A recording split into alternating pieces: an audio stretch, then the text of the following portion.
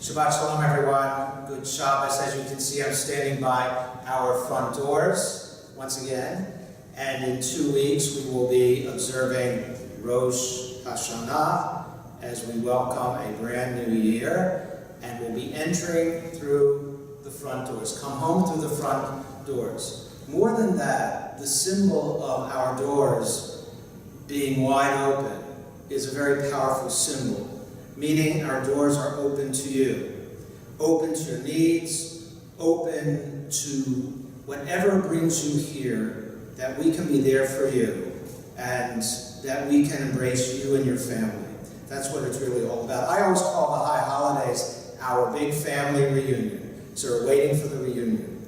How appropriate that our Torah portion before the high holidays is Ki Tavo.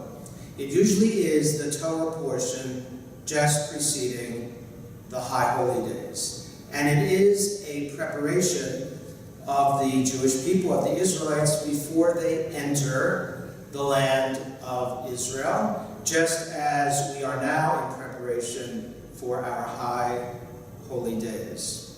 And actually Moses tells the people, advises them, that once you get to this new land, this new beginning, the first thing you must do is offer from the first fruits. One of these 7 species. That's very important. The gratefulness, the thankfulness for bringing the Jewish people to the land of Israel. And that's what we need to do in our own lives as well. When good things happen, to acknowledge them. And actually we begin Rosh Hashanah in the evening with the Shehechianu prayer, which we're familiar with, which gives thanks first and foremost to God for giving us life and sustaining us and permitting us to celebrate yet another year together. But there's yet another warning in this Torah portion. Moses reminds the people that you have a background, that you have a history. Never forget your roots. Do not forget where you came from. And therefore we have this passage which is then transposed into the Haggadah for Pesach. And actually Passover is always 6 months exactly after Rosh Hashanah.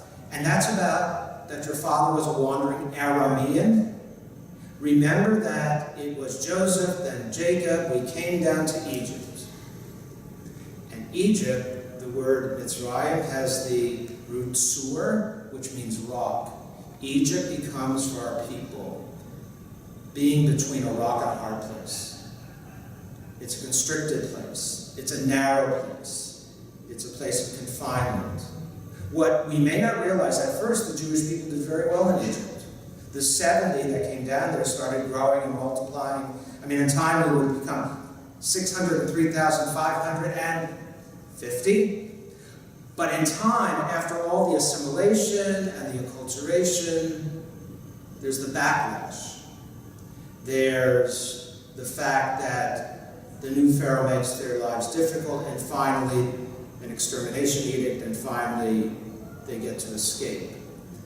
But the message here is, just as what happened in Egypt has really happened in every place we have ever lived in.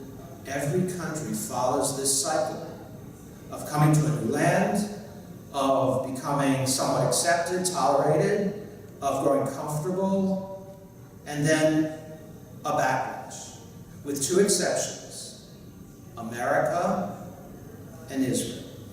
Israel, our homeland, our place, the place of the Jewish people, and America, which has granted us incredible freedoms and opportunities, and that goes back to the separation of church and state. So in this Torah portion, we have blessings and curses. The blessings are many. In the Torah portion, the curses outnumber the blessings.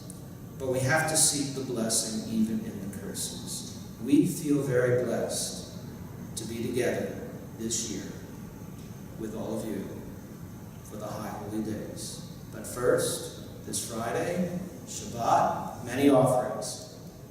We have a camp-style service at 6 o'clock in our beautiful outdoor chapel. It's a meet and greet. If you are in kindergarten through third with your parents, you can meet our new youth engagement coordinator, Ethan Lane Miller, and that's followed by a potluck dinner. At 6 o'clock, we have Come As You Are in the chapel, and I'll be leading that service with all of you. And then at 8 o'clock in the main sanctuary, Rabbi Cernovitz will be leading the Friday night Shabbat service. Pick whichever one you like, but we hope you pick one. And we hope to begin this year with the high holidays, but even before, we're here every Shabbat. We hope to see you often. Shabbat Shalom.